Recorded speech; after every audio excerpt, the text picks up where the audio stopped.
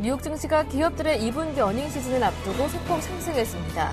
글로벌 경기 회복과 마리오 드라기 ECB 총재가 유럽 의회에서 장기간 통화 부양 기조를 유지하겠다고 밝힌 것과 유로존의 그리스 추가 지원 합의 등도 시장에 힘을 실어줬습니다. 다우지수는 0.59% 올랐고 나스닥 지수와 S&P 500 지수도 각각 0.16%, 0.53% 상승했습니다. 유럽 증시가 일제히 상승했습니다. 마리오 드라기 ECB 총재의 경기 부양 발언과 그리스와 포르투갈에 대한 우려가 약화되면서 증시 상승을 이끌었습니다. 유로존에서 독일의 5월 수출과 산업 생산이 동반 부진을 보인 것으로 알려지며 시장 심리를 약화시켰으나 OECD가 발표한 5월 글로벌 경기 선행 지수가 오름세를 보인 것이 이를 상쇄시켰습니다. 영국은 1.2% 올랐고 독일과 프랑스도 각각 2.1%, 1.9% 상승했습니다. 세계 최대 알루미늄 제조업체 알코아의 2분기 실적이 예상을 웃도는 것으로 나타났습니다. 알코아는 퀘벡 공장에서의 감산에 따른 비용과 법적 합의금 등 일회성 경비를 제외한 2분기 조정 순이익이 7센트를 기록했습니다. 이는 전문가들의 예상치 6센트를 웃도는 수치입니다. 매출액 역시 58억 5천만 달러로 예상치 57억 8천만 달러를 넘어섰습니다. 이 같은 실적 개선은 알루미늄이 가장 많이 쓰이는 자동차에서의 수요 증가에 따른 것으로 실제 2분기 중 미국에서의 자동차 판매량은 전년 동기 대비 8.8%나 급증했습니다. 유럽연합이 경제개혁 조치를 더디게 진행하고 있는 그리스에게 2차 구제금융지원금 차기 집행분을 분할 지급하기로 했습니다. 이에 따라 이달 중 25억 유로가 우선 제공되며 이후 추가 지원은 공공부문 인력 감축 등 개혁 노력을 감안해 승인 여부를 결정하기로 했습니다. 또한 8월에는 국제통화기금이 18억 유로를 집행할 계획입니다. 실제 유로존 재무장관들은 성명서에서 그리스는 오는 19일까지 공공부문 인력 감축과 세제 개혁을 성실하게 이행할 것이라는 점을 국제 채권단에게 보여줘야 하며 이것이 확인될 경우 차기 자금 집행도 승인될 수 있을 것이라며 단서를 달았습니다. 마리오 드라기 ECB 총재가 EU 의회 경제통화위원회에 출석한 자리에서 유로존 경제가 여전히 취약한 만큼 경기 부양 기조를 당분간 유지할 뜻을 내비쳤습니다. 드라기 총재는 ECB 정책위원회가 향후 상당 기간 동안 금리 동결 내지 인하할 것이라는 방향성을 제시함으로써 시장과의 소통을 강화했다며 이는 현재 실물 경제가 약한 상황에서 전반적인 인플레이션 둔화세가 중장기적으로까지 확대될 것이란 전망에 근거한 것이라고 설명했습니다. 또 ECB의 통화 정책은 여전히 경기 부양에 초점을 맞추고 있고 정책 스탠스는 필요한 한 오랫동안 부양 기조를 유지할 것이라고 덧붙였습니다. 골드만삭스는 미국 10년물 국채 금리가 오는 2016년에 4%대에 진입할 것으로 전망했습니다. 10년 만기 미국 국채 수익률은 지난주 금요일 미국 고용지표 호조로 연준의 양적완화 축소 우려가 부각되면서 2.7%를 돌파했습니다. 골드만삭스는 보고서에서 미국의 10년 만기 국채 금리는 내년에 2.75%에서 3.0%의 박스권에 진입한 뒤 그 다음 해인 2016년에는 4%까지 올라갈 것이라고 예상했습니다. 골드만삭스가 이같이 전망한 이유는 미국 경제 회복세와 연준의 자산 매입 축소, 유로존 리스크 감소 때문입니다.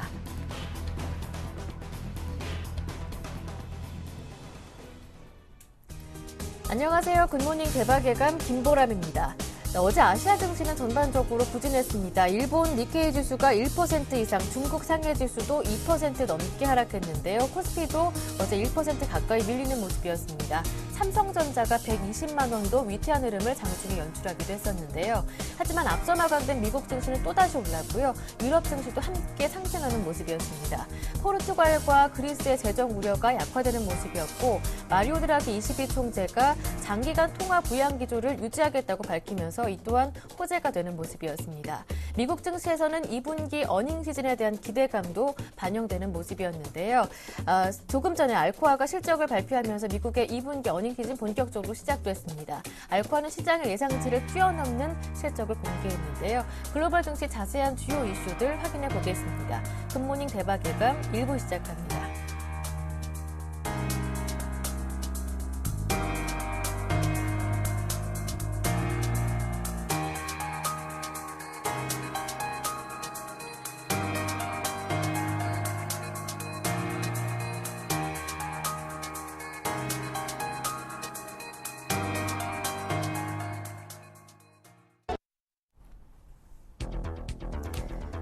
알루미늄 제조업체 알코아를 시작으로 미국의 2분기 어닝 시즌이 시작됐습니다.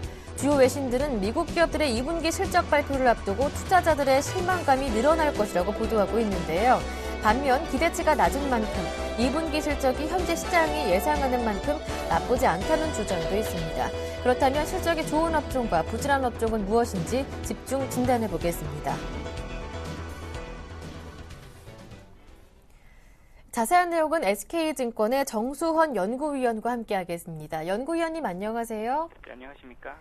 네, 잠시 전에 알코아가 실적을 공개했습니다. 일단 시장 예상치를 뛰어넘는 호실적이었는데요. 2분기 어닝 시즌 어떻게 보시는지요? 네. 전일 알코아 실적 발표로 미국 2분기 실적 시즌이 시작되었습니다. 알코아 같은 경우 시장 예상치를 소폭 상회하는 실적을 발표하였는데요. 미국 주요 주식인 S&P 500 기준으로 2분기 영업이익 EPS는 지난 분기 대비 약 한 2.4%, 전년 동기 대비 3.8% 정도 증가가 예상됩니다. 이는 미국 분기 사상 최대 실적이 기대되고 있는 부분으로 미국 최근 경기 회복세를 확인할 수 있는 중요한 시간이 될 것 같습니다. 2분기 실적 개선이 예상되는 주요한 업종들로는 소비재 업종과 헬스케어 섹터 업종이 있습니다. 헬스케어 같은 경우 전분기와 전년 동기 대비 모두 각각 이익 증가가 예상되고 있고, 그 다음에 소비재에 해당되는 경기 소비재와 그 다음에 피수 소비재 업종들도 각각 전분기와 전년 동기 대비 이익 증가가 예상되고 있습니다. 미국 경기에서 가장 큰 비중을 차지하고 있는 부분은 소비로서 이 소비 관련 기업들의 실적이 개선되고 있다는 부분은 경기 회복에 대한 중요한 확인할 수 있는 부분이라고 볼 수 있습니다. 이에 반해서 소재와 IT 업종 같은 경우는 전분기 대비 실적 둔화가 예상되고 있는데 앞으로 실적 발표 주목해야 될 주요 기업들로서는 월마트나 코카콜라, 맥도날드, 홈데포, 월트 디즈니 같은 소비재 기업들입니다. 이들은 각각 미국 주요 소비하는 기업들로서 먹고 마시고 그다음에 이제 즐기는 이런 데 해당되는 그런 기업들입니다. 이들은 모두 전분기와 전년 동기 대비 이익 증가가 예상되고 있고, 또한 다음 주에 이제 주요 금융기관들이 실적 발표가 예상되어 있습니다. 이들은 각 기업들마다 실적이 증가되기도 하고 둔화되기도 하고 있지만 전분기 대비는 대체로 다 증가가 예상되고 있기 때문에 금융업종들에 대한 실적도 주목할 필요가 있을 것으로 예상되고 있습니다. 또한 우리나라에 가장 영향을 많이 주고 있는 IT 업종들이 7월 3주차, 4주차 정도의 발표가 예상되고 있습니다. 애플 같은 경우는 실적 둔화가 예상되고 있는데요. 애플은 전분기 대비 한 20%, 전년 동기 대비 27% 정도 실적 둔화가 예상되고 있습니다. 이에 반해 마이크로소프트와 구글은 실적이 개선이 예상되고 있고, 또 IBM도 실적 개선이 예상되고 있습니다.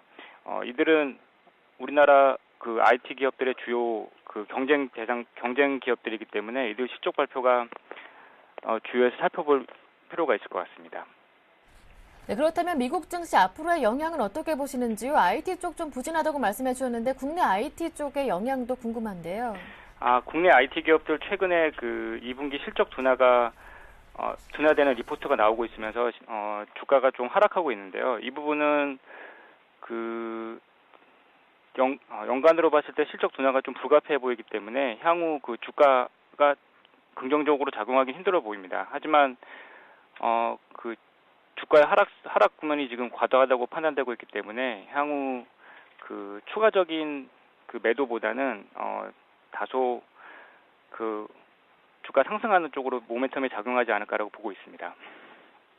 말씀 잘 들었습니다. 지금까지 SK증권의 정수헌 연구위원과 함께했습니다. 고맙습니다. 감사합니다.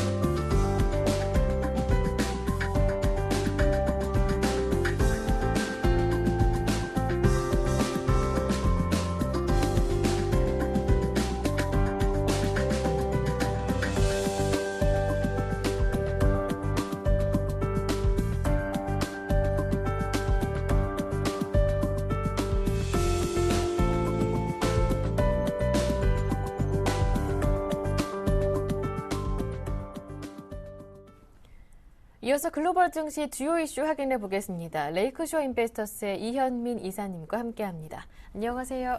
안녕하십니까. 알코아가 올해 2분기 실적을 공개했습니다. 시장 예상치를 뛰어넘는 결과였는데요. 앞서 살짝 짚어봤는데 조금 더 자세하게 확인을 해보겠습니다. 그렇습니다.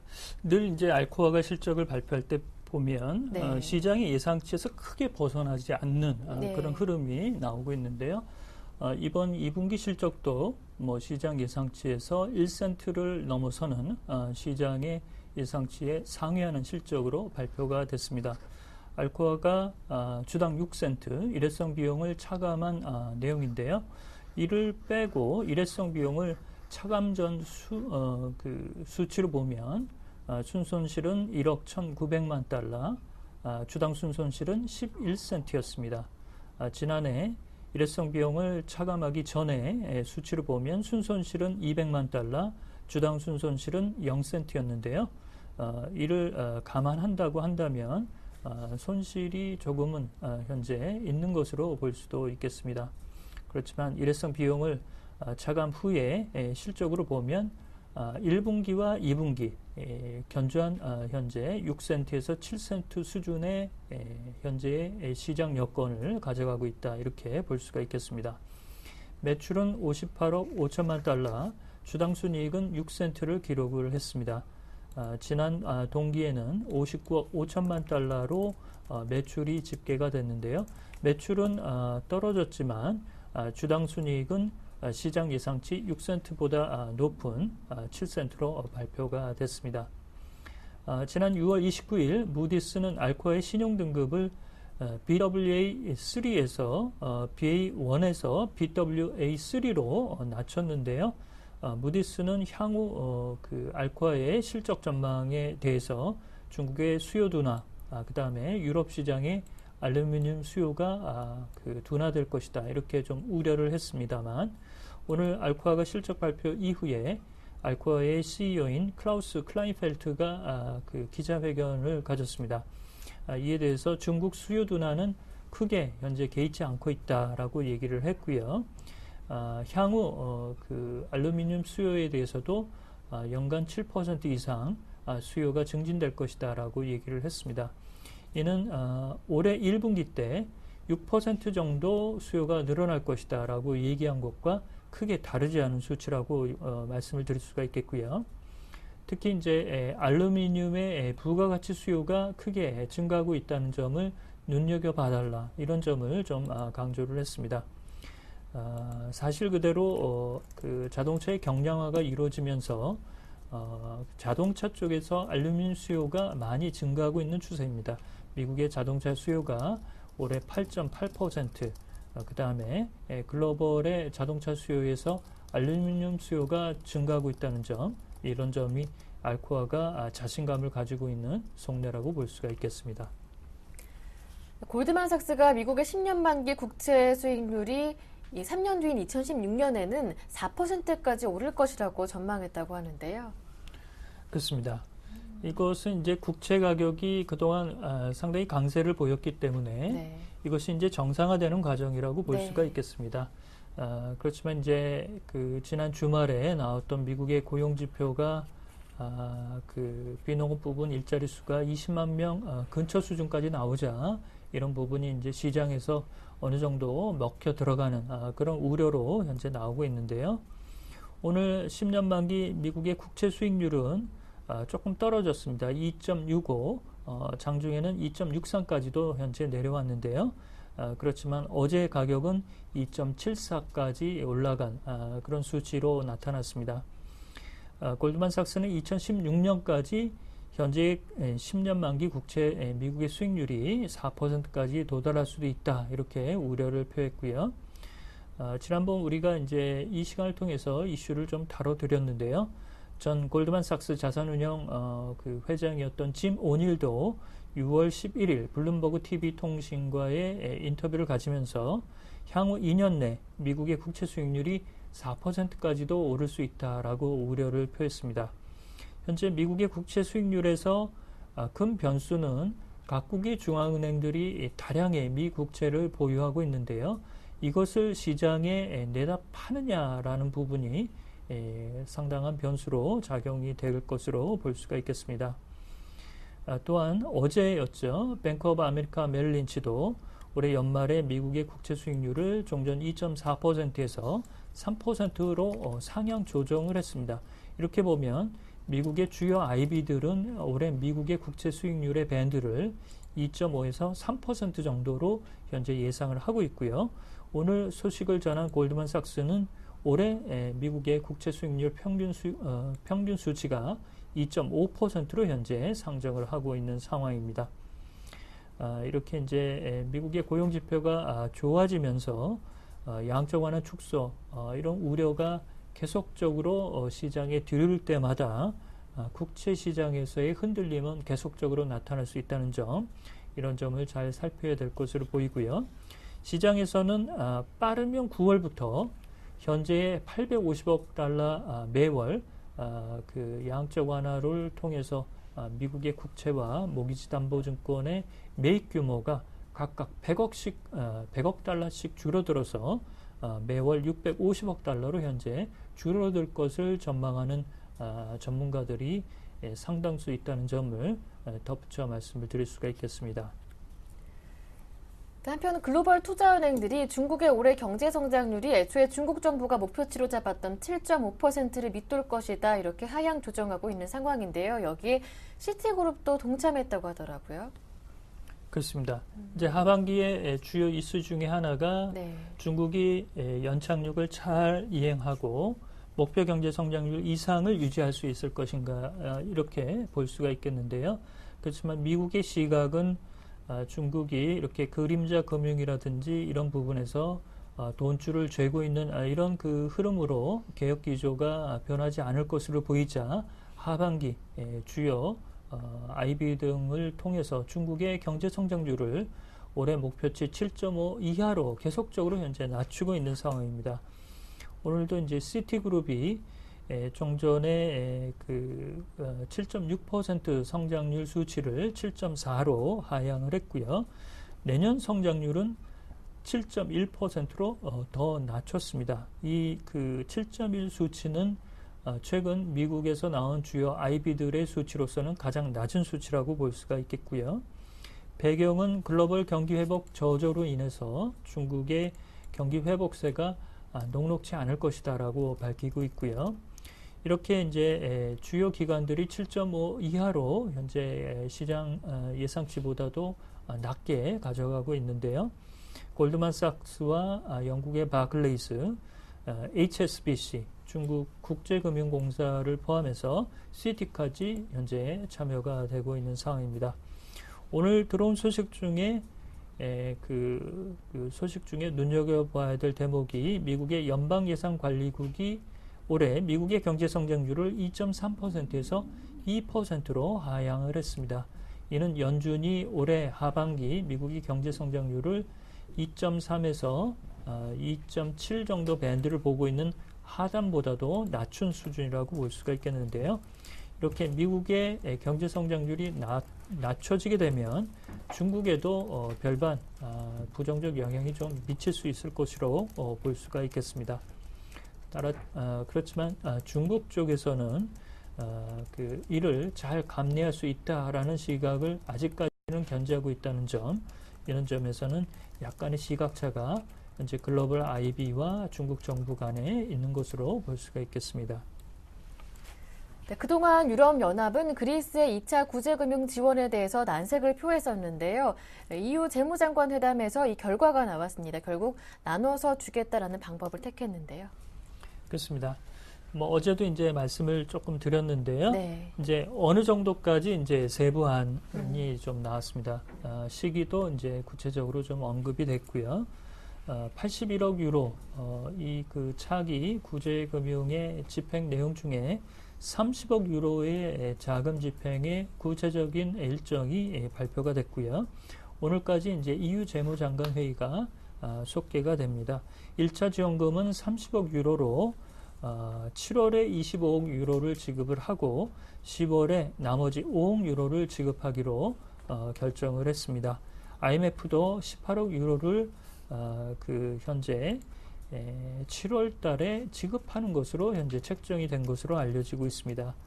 이렇게 보면 트로이카의 현재 총량으로 보면 확정된 금액은 48억 유로 정도가 현재 일정이 거의 이제 나온 상태고요. 이렇게 보면 81억 유로의 절반 이상을 현재 그리스가 확보했다라고 볼 수가 있겠습니다. 관건은 이제 다음 달 22일 만기 도래하는 그리스의 국채 만기 상환 자금 80억 유로 정도인데요. 어렵지만 고비는 좀 넘어갈 수 있지 않을까라고 볼 수가 있겠습니다. 이렇게 속전속결로 일정이 나온 것은 9월 그 총선을 앞둔 독일의 메르켈 총리 입장에서는 현재 포르투갈 연정이 불안한 상태가 나오면서 그리스 문제까지 겹쳐지는 것을 원하지 않는 쪽으로 볼 수가 있겠습니다. 따라서 많지 않은 금액이지만 금액을 지원하는 일정이 나왔다는 점, 이런 점은 긍정적인 측면을 조금 더 드렸다, 이렇게 말씀을 드릴 수가 있겠습니다. 네, 한편 미국의 6월 고용지표가 개선세를 보이게 되면서 미국의 양적 완화 축소 조기 시행에 대한 논란도 불거지고 있는데, 이러한 파장으로 인해서 인도의 루피아가 사상 최저치를 기록했다고 하더라고요. 그렇습니다. 사상 최저치 수준까지도 이제 두 번 이상 연속 나타나고 있는데요. 지난달에도 한 25일 날 저희가 이제 이슈로 크게 다뤄드리지는 않았지만 이번 마켓의 내용을 좀 다뤄드리면서 잠깐 언급을 드린 바가 있었습니다. 루피아가 6월 26일 날 달러 대비 60.75까지도 떨어졌었는데요. 어제 마감가는 61.10이었습니다. 거의 현재 사상 최저치 수준에 다시 육박하고 있는 모습이라고 볼 수가 있겠습니다. 출구 전략이 검토가 들어가면서 이머징 국가들 자체적으로 경상수지의 내용이라든지 그 다음에 경제성장률의 수치라든지 이런 그 각국의 투자 매력도에 따라서 해처모여되는 수준으로 나오고 있습니다. 따라서 차별화가 조금씩 더 드러나는 그런 흐름인데요. 어제 홍콩의 항생지수도 1.3%가 내렸고 상하이 증시도 2.4%가 내려가는 등 이머징 마켓의 그 주가 수준도 차별화되는 모습을 현재 나오고 있습니다. 이렇게 이제 인도의 루피아가 좋지 않은 흐름으로 나타나는 것은 지난해 경상수지 적자가 878억 달러를 가져가고 있고, 올해도 재정적자 비율이 지난해 4.2에서 4.8%로 개선세가 좀 더딘 수치로 나올 것으로 현재 예상을 하고 있습니다. 따라서 출구 전략의 풍향계에 따라서 이머징 국가의 통화 가치의 흐름, 이런 부분은 잘 보셔야 될 것으로 보이고 있고요. 올해 5월 이후부터 약 2달이 채 안 된 수준인데요. 루피아의 통화 절하는 12%까지 나오면서 통화 절하의 수준으로서는 매우 가파른 수준을 보이고 있다, 이렇게 볼 수가 있겠습니다. 네, 간밤에 증시 상승을 이끌었었던 호재 하나 짚어보겠습니다. 마리오 드라기 ECB 총재가 장기간 경기 부양 기조를 유지하겠다라는 뜻을 밝혔는데요. 그렇습니다.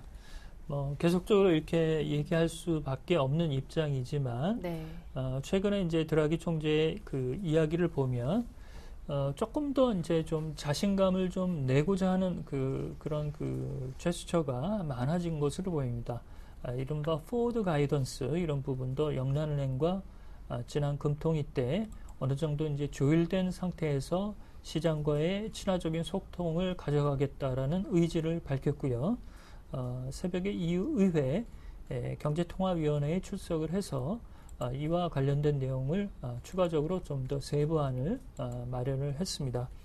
앞으로도 당분간 경기 부양 기조를 유지하겠다라는 톤을 유지를 했고요. 실물 경제가 약한 부분, 이런 부분을 계속적으로 현재 걱정을 하고 있지만 내년도의 경제 회복 기조, 이런 부분에 대해서는 조금 더 ECB가 자신감을 가지고 정책적으로 대응을 고려하고 있다라는 점을 밝혔다고 볼 수가 있겠습니다. 지난 금통위 때도 상당 기간, extended period, 이렇게 그 원문에서 나온 부분을 인용을 해서 말씀을 드리자면 상당 기간 금리를 낮은 수준으로 가져가겠다라는 그 내용을 다시 한번 확인했다라고 볼 수가 있겠고요. 이렇게 보면 현재의 출구 전략 기조의 우려, 이런 부분이 이제 9월부터 연준이 이를 가져갈 것이다. 이런 우려에도 불구하고 일본을 비롯해서 영란은행과 현재 ECB는 현재의 출구 전략을 감안하지 않은 자국의 독자적인 양적 완화 기조의 부양 기조를 유지하겠다라는 점, 이런 점을 특징으로 말씀을 드릴 수가 있겠습니다. 네. 말씀 잘 들었습니다. 지금까지 레이크쇼어 인베스터스의 이현민 이사님과 함께했습니다. 고맙습니다.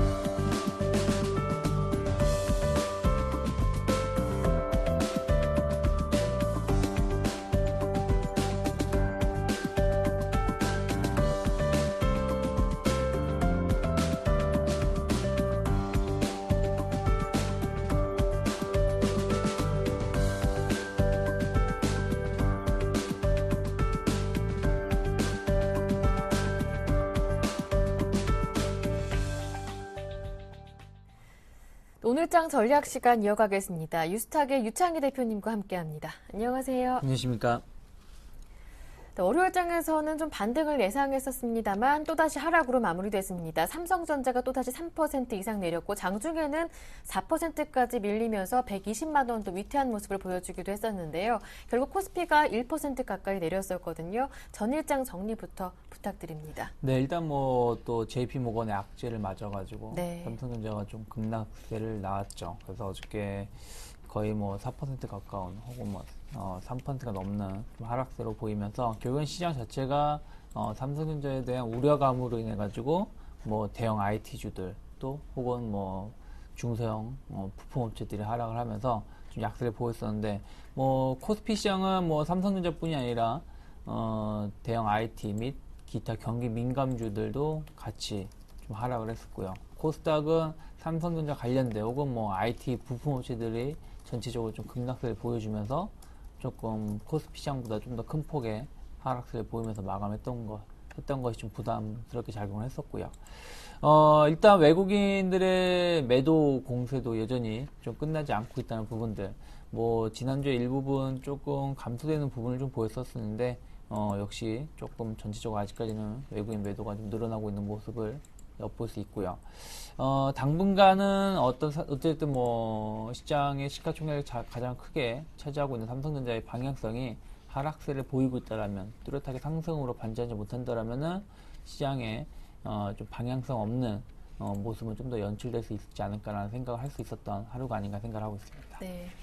JP모건이 삼성전자의 하반기 실적이 안 좋다라는 2차 보고서를 내면서 여전히 삼성전자 우려감을 불러일으키는 모습이었는데요. 이제 11일이면 이번 주 목요일 옵션 만기를 대기하고 있습니다. 이번 주 옵션 만기 어떻게 예상하시는지요? 일단 이번 주 옵션 만기 좀 쉽지 않을 거라 생각을 좀 하고 있어요. 일단 시장 자체가 좀 약세를 보여주고 있기 때문에 좀 만만치 않을 거 생각하고 있는데, 최근에 변동성 장세가 계속 연출되고 있습니다. 시장 자체가 지난 금요일에도 장중에 거의 1% 가까운 상승을 보였었습니다만은 결국엔 하락세를 마감을 했고, 어저께도 아침에 좀 강세를 좀 띄다가도 좀 급락세를 마감했던 부분들, 전체적으로 좀 변동성 장세가 연출되고 있는데, 이러한 것은 좀 더 이어질 수 있다라는 거. 다만 이제 외국인의 선물 동향이 동향을 좀 보신다라면은 최근에 조금 나아지고 있는 모습을 좀 엿볼 수 있다는 부분들. 물론 지난 금요일에는 좀 삼성전자의 악재로 인해서 좀 급락 매도가 좀 많이 나왔지만 지난 6월 27일 이후부터는 전체적으로 약간은 매도보다는 매수를 보여주려고 하는 모습을 좀 띄고 있다는 부분들. 결국엔 외국인 선물 매매 동향이 이번 옵션 결제에 방향성을 좀 제시할 수 있을까 생각을 하고 있는데, 일단 외국인 선물하고 결국엔 앞에서도 말씀드렸지만은 삼성전자의 방향성, 이게 추가 하락인지 아니면 여기서 단기 저점을 찍고 반등인지 여부를 좀 체크하셔야 된다라고 생각하고 있는데, 개인적으로는 부정적인 입장보다는 긍정적, 희망적인 만기에 대해서 생각을 좀 하고 있는데, 약간은 일단은 항상 우리나라를 그동안 과거의 사례를 보신다면은 옵션이든 선물 옵션 동시 만기이든 이런 만기를 앞두고 나서 약간 인위적으로 시장을 좀 짓눌렸다가 만기를 기점으로 해가지고 상승으로 반전시키는 경우가 있고요. 오히려 만기를 기점으로 해서 인위적으로 올렸다가 그 이후에 급락세를 좀 보여줬던 경우가 있었기 때문에 이번에 삼성전자 이슈만 가지고 시장을 좀 며칠 정도 억지로 눌렀다는 부분들, 그렇다면은 의외로 만기일에는 조금 긍정적인 방향이 나올 수 있지 않을까 생각을 하고 있습니다. 그래서 개인적으로는 지금보다 조금 높은 상방 지수를 결제를 좀 열어놓고 있는데, 네. 일단 뭐 코스피 200 지수로 보신다라면은 지난주 혹은 지지난주 고점이었던 한 242에서 245포인트대까지 최대 결제 가능성이 있지 않을까 생각을 좀 하고 있고요. 다만 이제 245는 상당히 조금은 쉽지 않다는 부분들, 대신에 242 정도는 한 번 정도 우리가 노림수를 노릴 수 있다. 왜냐면은 지난 금요일에도 장중 고점이 241이었기 때문에 충분히 맘만 먹으면은 이 정도 지수는 올라갈 수 있다라는 거 생각을 하고 대응하셨으면 좋겠고요. 하방은 개인적으로 많이 보고 있지 않습니다. 뭐 여기서 삼성전자만 가지고, 삼성전자 이슈만 가지고, 혹은 뭐 다른 돌발 악재가 없다라면은 추가적인 급락세가 나오기 좀 힘들 거라 보고 있기 때문에, 오히려 뭐 하방은 뭐 235, 풋 235 정도 결제를 보고 있지만 지금 지수가 235 정도이기 때문에 이것만 가지고 수익을 내기 좀 힘들 수 있지 않을까. 그래서 부정보다는 긍정적으로 약간 상방을 노리고 대응하시는 게 좋을 것 같다. 최악의 경우로 만약에 오늘이나 내일 좀 급락이 나온다라면은 21선 라인 놓고 21선 정도가 결제지수가 될 수 있을까 생각을 하면서 대응하시면 좋지 않을까 생각을 하고 있습니다. 네. 쉽지는 않겠지만 희망적인 접근을 해보자 말씀해 주시면서 상반 결제 가능성을 열어주셨습니다. 콜 242선에서 콜 245까지 상반 결제 가능성 열어놓자라는 말씀을 해주셨는데요. 네, 그렇다면 오늘 장은 어떻게 전략을 보고 계시는 체크포인트 한번 들어보겠습니다. 일단 오늘 수급 쪽으로 좀 먼저 보신다라면, 네. 최근 수급이 시장을 좀 움직여주고 있기 때문에 외국인의 선물 매수가 추가적으로 유입이 될 수 있는지, 그러니까 지난 금요일에 외국인이 약간 뜨끔해가지고 한 5,000계약 이상 매도가 순간적으로 나왔었는데, 어저께 한 2,000계약 정도 매수가 들어왔단 말이죠. 그러니까 오늘도 만약에 한 1,500계약에서 2,000계약 이상 매수가 들어온다라면은 네. 시장이 그렇게 나쁘지 않을 수 있다라는 거 열어놓으셨으면 좋겠고요. 또 하나가 이제 어쨌든 만기를 한 이틀 앞두고 있는 것이기 때문에 프로그램 매수세가 들어온다라면은, 프로그램이 지금 매도 차익장이 상당히 많이 있는 상황에서 프로그램 매수세가 들어온다라면은 이 수급 주체가 외국인이냐 아니면은 기관이냐라는 걸 살펴야 됩니다. 어저께도 프로그램 매수가 1,300억 정도 들어왔었는데, 어저께 대부분들은 기관 쪽에서 매수가 유입이 됐었기 때문에 큰 힘을 발휘하지 못했거든요. 근데 이러한 프로그램 매수세가 외국인 쪽으로 유입이 돼서 들어온다라면은 상당히 시장은 상승으로 좀 돌변할 수 있다라는 거. 그래서 프로그램 동향을 보실 때 매수 주체가 누군지, 네. 혹은 매도 주체가 누군지를 좀 관심 있게 보시는 게 좋을 거라고 생각을 하고 있고요. 결국엔 또 이제 계속 반복되는 거지만 삼성전자의 반등이 얼마나 나올 수 있는지, 혹은 삼성전자뿐이 아니라 그와 관련된 부품업체들이 어떠한 움직임을 띌 수 있는지 여부를 좀 체크를 하시면서 시장을 좀 바라보고 오늘 장 대응하셨으면 좋겠고요. 그와 동시에 이제 경기 민감주들, 제가 어저께도 뭐 경기 민감주 움직임이 중요하다 말씀드렸는데, 삼성전자만이 주식이 아니라는 거. 그렇다면 삼성전자가 못 간다 그러면은 삼성전자의 대안으로 지금 떠오르는 것이 무엇이는가? 최근에 보신다면 조선주가 좀 그 대안으로 한 축을 차지하고 있고, 대안이라고 말하기 좀 힘들 수 있겠지만 자동차 관련된 기업분들도 생각보다는 엔저의 효과가 좀 영향이 좀 덜하다는 얘기가 나오면서 최근에 좋은 리포트가 나오고 있어요. 그렇기 때문에 삼성전자를 뺀 다른 경기 민감주, 어떻게 보면 대형주가 되겠죠. 수출 주도형 그런 기업군들의 어떠한 모습을 띌 수 있는지, 아니면은 경기 방어주들이 움직임을 어떤 모습을 띠는지를 좀 관심 있게 보면서 대응해야 되지 않을까 생각을 하고 있습니다. 네, 삼성전자의 대안이 될 수 있는 경기 민감주들 살펴보자 말씀해 주셨는데요. 조선주도 말씀해 주셨어요. 어제장에서 큰 폭의 하락이 있었음에도 불구하고 조선주들은 4%에서 7%대로 급반등을 해주는 모습이었는데요. 조선주들의 이러한 반등 흐름 어디까지 전개될 것인지 예상하시는지요? 지금 조선주를 보실 때는 일단 삼성중공업 먼저 보셨으면 네. 좋겠고, 그 다음에 대우조선해양을 보셔야 되는데, 무슨 얘기냐면은 추세 지금 차트가 나가고 있는 게 삼성중공업인데요. 삼성중공업이 계속 36,000원대 고점 저항을 맞던 부분들이 어저께 돌파가 됐어요. 그렇다면은 먼저 이 자리가 돌파가 됐기 때문에 삼성중공업은 충분하게 4만원대까지, 그러니까 39,000원 4만원 초반까지도 상승세 열어놓을 수 있다는 부분들. 그렇다면 삼성중공업이 치고 나간다라면은 어떻게 보면 지난주 우리나라 그 실적 수주를 거의 뭐 수주에 준하는 내용을 발표를 했던 대우조선해양이 그 다음으로 따라갈 수 있다는 거죠. 그렇다면 대우조선해양이 한 27,000원, 8,000원대를 돌파가 앞두고 있다라면은 기타 다른 조선주들도 박스권 상단을 돌파시킬 수 있다는 부분들. 그렇다면은 조선주들은 삼성전자공업이 추가적으로 뭐 오늘 꼭 오를 필요는 없겠지만 네. 이번 주 중에 반등을 더 보인다라면은 조선주들을 좀 관심 있게 보시는 게 좋지 않을까 생각을 좀 하고 있습니다. 네. 마지막으로 오늘장 관심 종목을 들어볼게요. 오늘은 어떤 종목 준비하셨나요? 네, 오늘 어떻게 보면 조선주와 좀 관련된, 네. 그러니까 뭐 배를 만드는 거지만은 조선주가 최근에 조선가 상승도 있지만은 결국엔 조선주를 관심 있게 보는 이유는 해양 플랜트에 대한 기대감이거든요. 네. 해양 플랜트 기자재를 납품하는 업체 중에서 하나인 성강밴드를 가지고 나왔는데, 성강밴드 어쨌든 증가가 되는 해양 플랜트에 대한 수주 모멘텀, 거기에 따라서 실적이 계속 개선되고 있다는 부분들, 뭐 성강밴드뿐이 아니죠. 해양 플랜트 관련된 기업들 다 좋게 나오고 있는데, 일단 성강밴드 같은 경우 2분기 실적에 대한 기대감도 있고요. 2분기가 뭐 고점이 아니라 3, 4분기 올해 꾸준하게 실적 증가가 기대가 되고 있다는 부분들 관심 있게 보셨으면 좋겠고, 외국인이 계속 매도를 하지만서도 성강밴드 같은 경우는 꾸준하게 매수가 들어오고 있다는 부분들. 그로 인해 가지고 차트만 본다라면은 뭐 과연 이 종목이 지금 시장이 하락장이냐라고 말하기 좀 힘들 정도로 차트는 우상향하고 있다는 부분들. 전혀 조정하고 관계없이 계속 상승세를 보여주면서 박스권 상단을 돌파시키려고 하고 있다는 모습을 본다라면은 상당히 이번에 좀 조선 업종군들이 상승을 하면서 같이 동반해서 상승을 보일 수 있지 않을까 생각을 좀 하고 있습니다. 그래서 어저께도 좀 많이 올랐었는데, 일단 제가 보기에는 고점 돌파할 수 있다라고 생각을 하면서 네. 어저께 좀 많이 올라서 어저께 27,800원 마감했는데 한 2,300원 아래인 27,500원 전후로 해서 매수하셔도 큰 문제는 없다 생각하고 있고,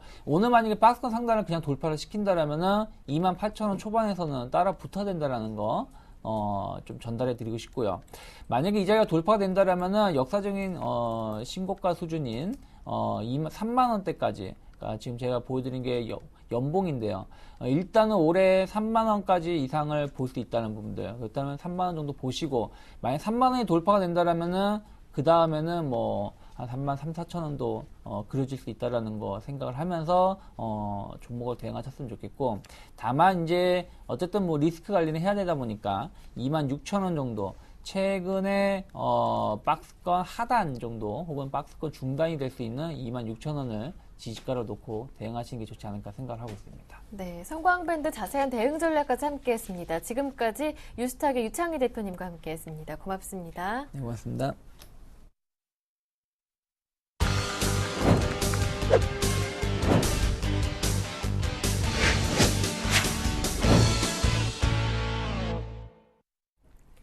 김용준의 골드박스 시간 함께하겠습니다. 샘플러스 김용준 전문위원님 전화로 연결해 보겠습니다. 안녕하세요. 예, 안녕하세요. 네, 오늘은 P&E 솔루션에 대해서 자세한 설명 함께해 주신다고요? 예. P&E 솔루션을 설명드리기 전에 잠깐만 이제 그 시장 상황에 대해서 간략하게 좀 언급을 해드리겠습니다. 지금 이제 최근에 시장이 좀 상당히 혼란스러운데요. 일단 철저한 디커플링 현상입니다. 그러니까 선진 시장은 상승하는데도 불구하고 국내 시장 계속적으로 하락하고 있죠. 결국 이제 선진 시장과 이머징 마켓, 그러니까 이머징 마켓의 그 하락이 대조적인데요. 결국 이 부분은 뭐 세 가지로 요약할 수 있는데 결국 이제 글로벌 유동성의 선진국 선호 현상이고요. 파생과 관련한 시장을 좀 교란시키는 부분이고요. 그리고 이제 삼성전자나 SK 하이닉스를 중심으로 한 기업이 감소 우려들이 좀 나타나고 있는데 결국 이거에 대한 모든 어떤 중심축에서 지금 이제 가장 문제가 좀 제기되는 부분들은 결국 이제 앞으로 벌어질 미리 출구 전략의 우려보다는 결국은 파생과 관련된 시장의 뒤흔들기다라고 일단 볼 수가 있고요. 상당히 어려운 시장임에도 불구하고 조금 좀 현재 상황을 잘 슬기롭게 좀 대처를 하셔야 될 필요가 있지 않을까 생각이 듭니다. 예, 그리고 오늘 이제 설명드릴 거는 이제 P&E 솔루션인데요. P&E 솔루션을 설명드리기 전에 2차 전지 지금 최근의 환경에 대해서 좀 잠깐 말씀을 드리겠습니다. 2차 전지라는 것은 결국은 이제 우리가 소위 말하는 핸드폰의 배터리, 그러니까 소형 전지 쪽의 한 축이 될 거고요. 그리고 이제 중대형 쪽에 전기차가 또 한 축이 될 거고요. 그리고 ESS라고 해서 전력 저장 장치가 분명히 한 축이 될 겁니다. 근데 소형전지 시장은 어느 정도 지금 시장이 형성되어 있는 상태에서 우리가 주로 방향을 봤던 게 이제 중대형 쪽의 전기차 쪽이 먼저 시작되지 않을까라고 봤었는데 최근에 이제 전 세계적으로 나타나는 현상들이 뭐냐면 전력의 문제들이 좀 생기면서 전력 저장 장치 ESS 쪽으로 이제 먼저 시장이 좀 개화되는 부분들이 좀 나타나고 있고요. 실질적으로도 지금 어느 정도 이제 나타날 가능성이 좀 상당히 큽니다. 최근에 나타나는 게 이제 삼성 SDI가 이제 유럽의 10메가와트, 보통 이제 1메가와트 정도를 주로 수주를 받았는데 10메가와트로 상당히 큰 규모를 좀 ESS 쪽으로 발주를 받은 상태이고요. 그리고 이제 LG화학 같은 경우 32메가와트 정도의 발주를 받기 때문에 상당히 지금 시장은 빠르게 좀 움직이고 있다고 볼 수가 있습니다.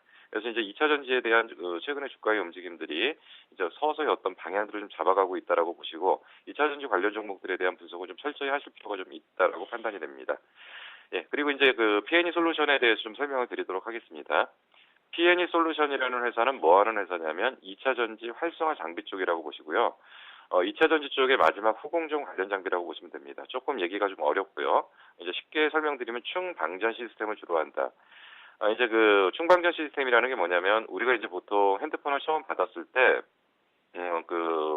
배터리가 약간 있는 상태가 있는데 그거를 갖다가 다 소진시키고서 재충전을 하는 과정들이 있습니다. 근데 모든 것들은 2차 전지는 2차 전지로서의 역할을 하려고 그러면 양극물질, 음극물질, 분리막, 전해질을 다 집어넣은 상태에서 그 자체가 바로 전기적 성격을 띠는 것이 아니거든요. 그래서 그 자체의 전기적 성격을 띠게 하는 과정 속에서의 장비를 말씀드리는 겁니다. 그래서 제일 처음에 전기적 성격을 띠게 하고요. 그리고 이제 거기에다 이제 전원을 공급해서 2차 전지의 어떤 성격들을 갖게 하는 마지막 공정의 관련 장비라고 보시면 됩니다. 그리고 이제 또 P&E 솔루션에 대해서 또 관심을 갖고 있는 또 하나의 중심축은 뭐냐면 전기 자동차 충전 인프라입니다.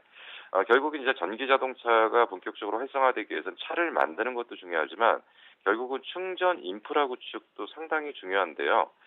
사실 충전 인프라라는 거를 갖다가 제대로 구축하기 전까지 지금 이제 우리나라에서는 두 군데 정도 이제 충전 인프라가 좀 구축돼 있습니다. 하나는 이제 제주도에 충전 인프라가 하나 구축돼 있고요. 그리고 이거는 이제 예전에 이제 제주도 실증단지에 대한 테스트를 위해서 이제 그런 것들을 하나 형성을 해놨고요. 자료 화면에서 보면 왼쪽에 나타나는 것이 이제 제주도 실증단지에 나타나 있는 부분들이고요. 그리고 이제 오른쪽에 나타나는 건 이제 중부고속도로입니다. 중부고속도로에서 서울하고 대전 간에 이제 충전 인프라를 구축해서 요거를 한번 사용을 해보자라는 얘기죠.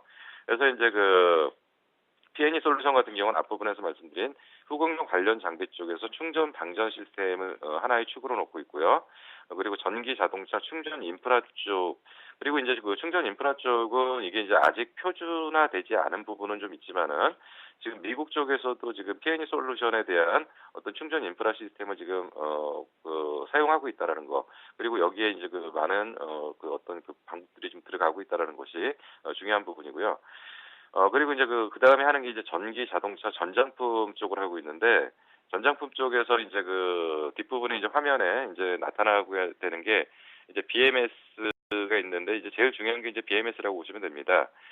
이제 배터리 쪽에 어떤 그 전체적인 관리 시스템을 이제 그 하는 BMS라는 게 있는 거고요. 뭐 배터리 팩도 있고요. 근데 뭐 배터리 팩 같은 경우는 이제 3번에 있는 게 배터리 팩인데 배터리 팩 같은 경우는 이제 주로 이제 그 현대 모비스 쪽에서 주로 많이 납품을 하기 때문에 이쪽에 대한 비중은 아직 크지는 않습니다. 근데 일단 BMS 쪽은 그 굉장히 중요한 부분이라고 일단 볼 수가 있고요. 그리고 이제 그 마지막으로 이제 그 전원 공급 장치라고 해갖고 이제 그 화면에 그 마지막 그림 화면이 이제 나갈 겁니다. 그래서 이제 이런 전원 공급 장치가 원자력, 화력, 수력, 뭐 기타 등등 이런 전원 공급 장치를 지금 하고 있다라고 보실 수 있습니다. 그래서 이 회사가 지금 하는 일은 이러한 네 가지 정도로 일단 보고 있는데 결국 여기서 가장 중요한 성장의 중심축이 뭐냐? 결국은 이 회사는 2차 전지 시장이 본격적으로 개화되는 시점에서 일단 2차 전지가 지금 소형화되고 있다가 중대형으로 진행되는 쪽에서의 어떤 전기차 시장이 개화하고 앞부분에서 이제 말씀드렸던 ESS 전력 저장 장치 이것이 이제 중요한 성장 엔진이라고 좀 볼 수가 있습니다. 근데 이제 지금 우리가 좀 먼저 기대했던 건 전기차 쪽을 먼저 기대했다가 방금 말씀드린 것처럼 지금 ESS 중대형 전지 쪽이 ESS 쪽으로 먼저 좀 시작이 되고 있다라고 좀 볼 수가 있고요. 예, 그리고 이제 그 마지막으로 이제 그 이 회사의 지금 그 최근에 이제 약간 좀 정체됐던 부분들은 성장이 좀 지연됐던 것들 뭐 이런 부분들이 그 이제 그 성장의 어떤 그 변화를 확대하지 못했던 가장 중요한 부분이었는데 최근에 이제 이슈가 되는 게 아까 방금 말씀드린 것처럼 이제 전기차에서도 이제 급속 충전이 필요하기 때문에 일본과 중국에 진출을 하고 있고 아까 말씀드린 것처럼 ESS 시장에서 삼성 SDI하고 그리고 이제 LG화학이 이제 먼저 성장을 하면서 이쪽에 대한 관련 쪽의 성장이 지금 곧 나타날 가능성이 상당히 크기 때문에 이런 부분에서 향후 실적에 대한 부분들 그리고 전기차 전체적인 2차 전지 전체적인 어떤 부분에 개화는 시작되고 있다라고 판단하시는 게 좋을 것 같고요. 그런 측면에서 앞으로 중장기적인 관점에서 좀 잘 관찰할 필요가 있지 않은가 판단됩니다. 오늘 준비한 순서는 여기까지 하겠습니다. 지금까지 샘플러스 김용준 전문위원과 함께했고요. 굿모닝 대박예감 1부 저희가 준비한 순서는 여기에서 모두 마무리하겠습니다. 저는 잠시 뒤 2부로 돌아오겠습니다. 고맙습니다.